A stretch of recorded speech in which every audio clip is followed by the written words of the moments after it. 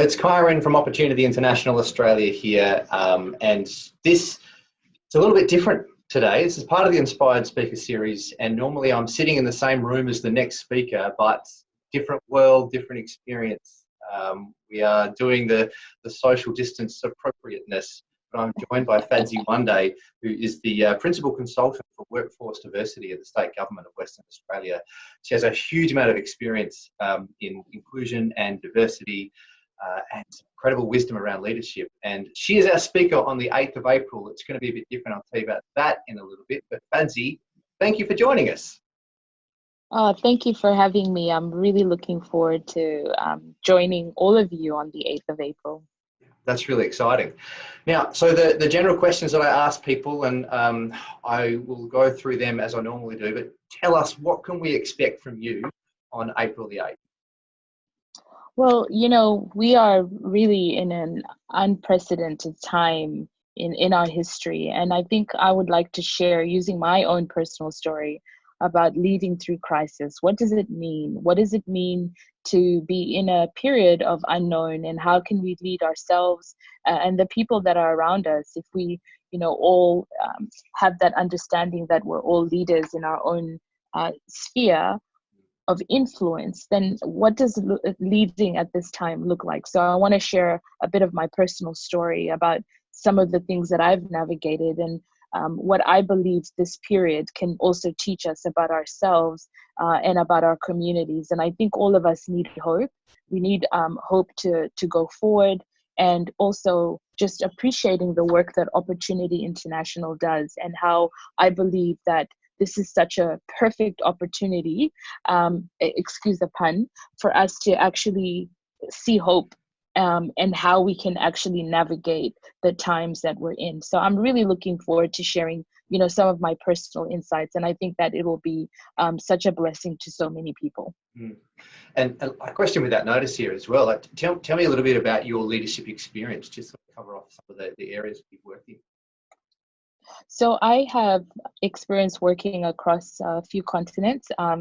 I basically started off my career in telecommunications. So I was part of the business development team that led when mobile phones were introduced to Zimbabwe and Botswana, I was part of that team. So people didn't even know what mobile phones were.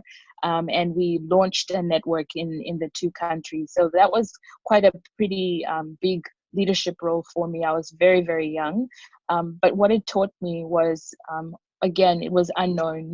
Tech was just starting to boom. People had no understanding. And it was almost like, how do you lead people?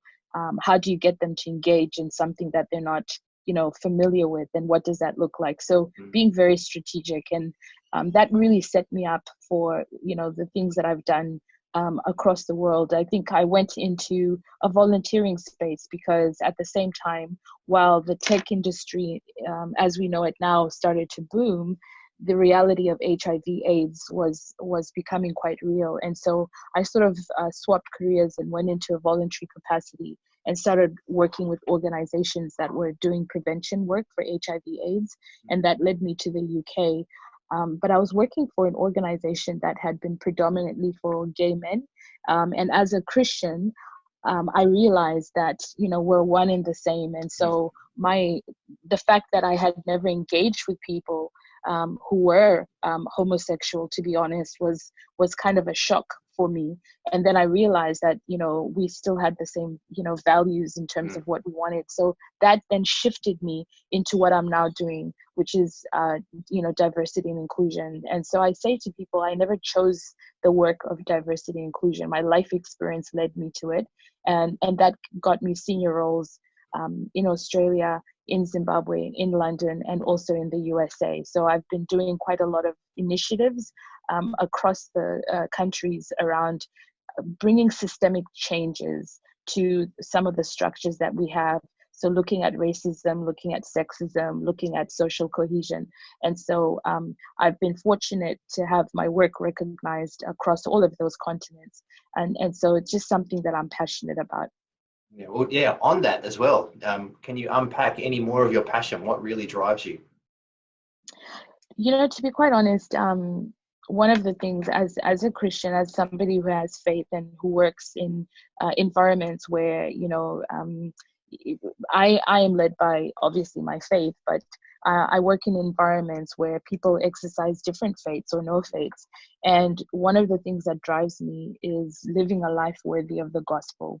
And so everything that I set out to do, I'm always about, how does this make me look? I want to leave the world better than I found it. I want to be able to be of service to people, because I think that when you're of service to others, all the things that you need to flourish come back to you. So I think my passion is to really see a world that's socially cohesive and an inclusive world where everybody can feel a sense of belonging. And so everything that I do in my professional and personal life is geared around that, is living a life worthy of the gospel and making sure that I am of service to others. That's extraordinary. And so finally, can you tell me about a time when you have made a mistake? Oh gosh, where do I even begin? To be quite honest, I've shared openly about my faith, and one of the things that I think that I would say I made a mistake on is really regarding my children. I have always brought them up to be able to make decisions for themselves and think for themselves. And I remember when my son, he was going to a Christian private school, and he came to me and he said he wanted to go to a public school. And I was just like, there's no ways I'm going to let you go into a public school. I'm not sure what kind of values you have. And he was really distraught because he had felt that he wanted to go to a public school to make a difference. And I was thinking about the penalty. I was thinking about the school fees that I was going to lose and all of this stuff. And so for a period of about a month, I could tell that he was really quite distressed. And I found him crying in his room. And I went to him and he said, I don't understand. And I said, what don't you understand? And he said, on one hand, you're always telling us that we should stand up for our faith, we should do all of this. And now I'm making a decision based on that, and you're blocking me. And all you're concerned about is money. But what value do you put on the life of someone?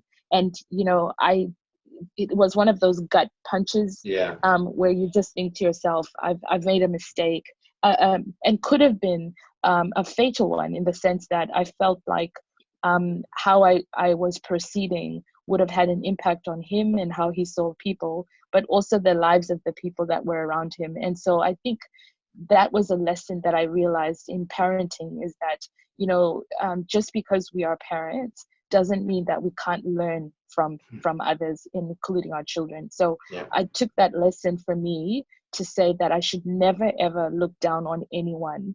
I should never think just because somebody doesn't have a title or a position that they cannot teach me something. So that was kind of a profound thing. And to have your child actually speak words against you, which they're so good at. But it really made me realize what I had been prioritizing for myself. And, it's one of those things that I never, ever want to repeat again.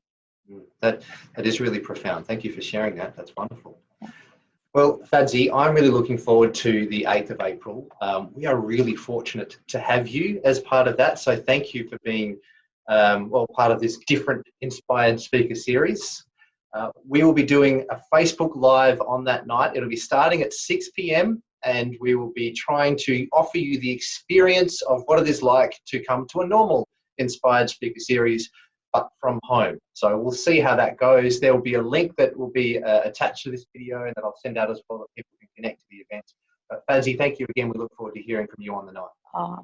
I'm really looking forward to it, and to everyone else, just stay safe, and we'll see you on the 8th of April.